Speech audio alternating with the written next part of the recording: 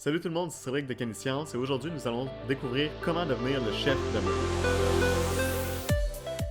Alors pour commencer, qu'est-ce qu'on considère comme étant le chef de meute?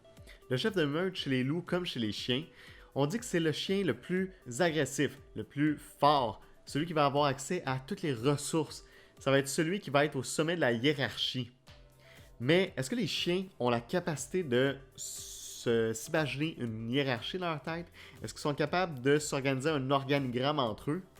Pour répondre à ces questions, il faut revenir en 1977 où le chercheur David Meach a été évaluer des loups en captivité. En faisant ses observations, il a réalisé qu'il y avait toujours un loup qui avait accès à toutes les ressources. C'était le loup le plus fort et le plus agressif qui allait avoir accès aux ressources et qui était le chef de meute. Il a ensuite publié un livre sur ses recherches qui traitait du principe de mâle alpha chez les loups qui a été popularisé mondialement. Suite à cette publication, les principes du mâle alpha a été tellement populaire, tellement apprécié qu'on l'a ensuite appliqué à toutes les espèces animales, chez le chien, chez le chat et même chez l'humain. Ce qui est vraiment intéressant, c'est que 20 ans plus tard, ce même biologiste, en continuant les recherches sur les loups, est arrivé à la conclusion que toutes les observations qu'il avait faites et surtout les interprétations de ces observations-là étaient en réalité biaisées et qu'il s'était trompé. Il s'est alors rétracté et a été dire à tout le monde « Hey, finalement, le livre que j'ai publié, je me suis trompé, c'est faux, il n'y a pas de mâle alpha chez les loups, il n'y a pas de hiérarchie ni de chef de meute. » En réalité, les loups que David Meach prenait pour les alphas, pour les chefs hiérarchiques de la meute, étaient en réalité les parents de la meute.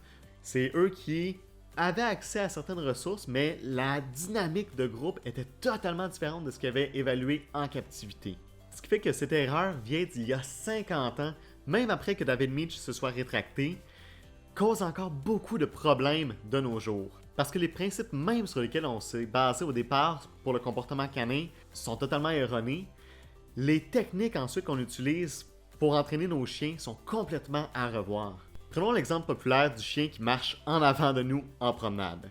J'ai tellement souvent entendu dire que le chien qui marche en avant de toi, il fait ça pour te dominer parce qu'il se considère comme étant supérieur ou comme étant le mâle alpha. Si on se base sur le principe de dominance, les techniques utilisées par les dresseurs sont généralement de choquer le chien, crier après le chien, frapper le chien et même retourner le chien sur le dos pour tenter de le soumettre. Ça fait en sorte que le chien, il va pas te prendre pour le chef de meute ou pour le dominant, il va pas se penser soumis à toi, il va juste avoir peur, il va juste être forcé et contraint d'exécuter ou d'inhiber un comportement. Ces techniques vont offrir des résultats rapides, mais ça va pas être parce que le chien aura été dominé par son dresseur, ça va tout simplement être parce que le chien aura eu peur ou va avoir été forcé, contraint d'exécuter ou d'inhiber un comportement. Lorsque vous voyez un chien qui se fait tout petit, qui se plaque les oreilles contre le dos, qui se rentre la queue entre les jambes, c'est pas parce qu'il se soumet à vous, c'est pas parce que vous êtes un chef de meute ou le dominant, c'est tout simplement parce qu'il a peur. Lorsque vous voyez qu'un chien agit comme ça, c'est pas parce qu'il est dominé, c'est parce qu'il a peur. Carrément. Je sais que c'est un petit peu difficile à entendre parce qu'on aime tous nos chiens du fond du cœur et leur faire du mal, c'est la dernière chose qu'on voudrait. Surtout en se basant sur des informations erronées. Les plus grandes répercussions, c'est malheureusement les chiens qui les encaissent. Sans oublier que le problème disparaît que temporairement. Parce que plus on contraint un chien et qu'on lui fait peur, plus il va être à risque de réagir intensément plus tard sans prévenir. Ça va pas être par dominance, ça va pas être pour vous dominer. Ça va être seulement par dernier recours. En sachant que le chien ne marche pas en avant de nous pour nous dominer ou pour être le chef de meute, on peut alors se demander c'est quoi les vraies raisons qui poussent le chien à marcher en avant. Premièrement, un chien à la base, ça a un nez, ça sent beaucoup. Ça va aller voir à plusieurs endroits, c'est juste normal de vouloir aller voir ailleurs. C'est pas pour dominer. Deuxièmement, un chien, ça a 4 pattes, ça marche plus vite que nous. Troisièmement, en fait là, en quoi marcher en avant, en quoi être en avant démontre une dominance, une hiérarchie ou que le chien veut être un chef de meute. Ça n'a juste aucun rapport. Le chien, il est en avant, c'est tout. Il n'y a pas de supériorité hiérarchique là-dessus, tout simplement. Avec un peu d'entraînement et les bonnes techniques, le chien va apprendre à marcher de façon sécuritaire et agréable sans même que vous ayez à le dominer ou à vous prendre pour le chef de meute. Les dresseurs disent souvent que pour dominer le chien, pour qu'il comprenne que c'est vous le mâle alpha et le chef de meute, Il faut que le chien monte pas sur le lit. Parce que le lit, s'il monte dessus, il va se prendre pour le chef de meute parce qu'il va être au sommet, il va être plus haut que vous. Ça se peut que le chien il a juste envie d'être sur le lit parce que c'est confortable, tout simplement. Ça n'a aucun lien avec être supérieur ou hiérarchique à vous, quoi que ce soit comme ça. Les dresseurs vont dire que le chien doit sortir après vous lorsque vous sortez dehors. Alors c'est toujours vous qui devez sortir en premier. Pourquoi?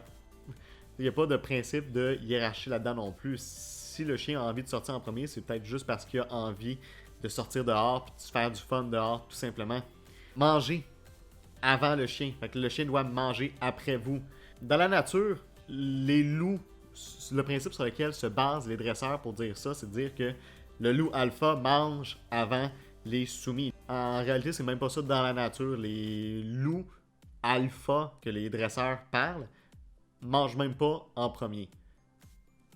Pourquoi faire ça à la maison avec ton chien? Il n'y a aucun lien, aucun rapport avec ça. Le chien peut manger n'importe quand. Vous pouvez manger n'importe quand. Vous n'avez pas besoin de manger avant votre chien. Puis votre chien n'a pas besoin de manger après vous, de vous regarder manger pour comprendre que vous êtes le chef de meute ou le mâle alpha. Ils vont dire que si vous mettez la main dans la bouffe de votre chien, puis le chien il grogne, il fait ça pour vous dominer. On s'entend que si quelqu'un essaie de me prendre mon veggie burger, là, il y a de fortes chances que je grogne moi aussi. Là. Ça va pas être pour dominer. C'est tout des non-sens qui sont basés sur la dominance. C'est toutes des restrictions, des contraintes qu'on ajoute de plus aux chiens qui sont totalement inutiles parce qu'à la base, le principe même de ces contraintes-là, ça n'existe pas. C'est toutes des contraintes qu'on applique aux chiens, qu'on ajoute, qui sont totalement inutiles et qui vont pas faire en sorte que vous allez devenir le chef de meute ou le mâle alpha ou le dominant de votre chien. C'est juste plus de choses que vous devez faire, que vous devez penser pour entraîner, éduquer votre chien, dresser votre chien, qui sont juste inutiles et qui nuisent à votre relation avec votre chien, tout simplement. À la base, le chien n'a pas la capacité de comprendre le principe de hiérarchie, le principe d'organigramme qui place des individus subordonnés, subalternes ensemble, tout ça. Le principe même de la hiérarchie, du principe de chef de meute, de dominance, le chien n'a même pas la capacité de comprendre ça. Alors pourquoi on voudrait que le chien nous considère comme étant un chef de meute ou quoi que ce soit, alors qu'on a tout simplement à comprendre le comportement canin, collaborer avec lui, travailler de la bonne façon avec lui pour qu'il nous écoute et qu'il soit motivé à nous écouter. Plutôt que de forcer le chien à produire un comportement, on peut l'entraîner et le motiver à produire les comportements désirés sans avoir à le dominer ou à se prendre pour le chef de meute. Soyez le meilleur ami de votre chien. Le chien, c'est le meilleur ami de l'homme, c'est pas le meilleur soumis de l'homme. Merci d'avoir écouté la vidéo. Dites-moi ce que vous en pensez dans les commentaires. On se revoit la semaine prochaine. C'est dans la boîte! Non! Sick!